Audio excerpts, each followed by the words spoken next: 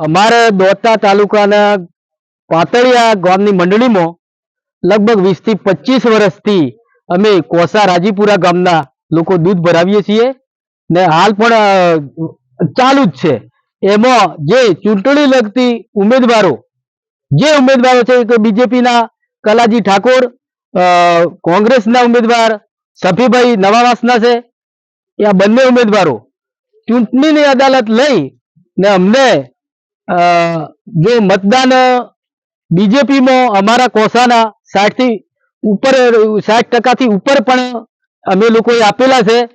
છતાંય અમારું અત્યારે જે મંડળીમાં દૂધ ભરાવીએ છીએ 20 થી 25 વર્ષથી એ મંડળીમાં અત્યારે છોકરાઓને અમારા આદિવાસી લોકોને દૂધ બંધ કરવામાં આવ્યું છે કે ભાઈ તમે લોકોએ અમને વોટ નથી આપ્યા એટલે તમારું દૂધ લેવાનું નથી।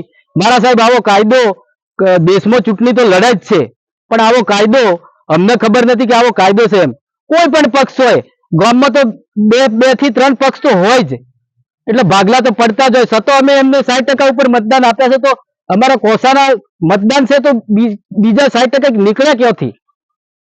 અમારું એટલું કેવું છે કે અમારું દૂધ કયા કારણસર ના લીધું, અમારા પાતળિયા મંડળીના પેલા આપણે ભાઈ મંત્રી ને સરપંચ શ્રીએ અમારા લોકોને બધાને અમારા ગ્રાહકોને ના પાડી છે।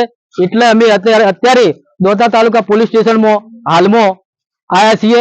એટલે અમારે કઈનું દૂધમાં કોઈ ભેળસેળ હોય ગમે તે હોય તો અમને કારણ બતાવે, બસ આટલું કેવું છે। આટલું કઈ મારી વાત પૂરી કરું છું।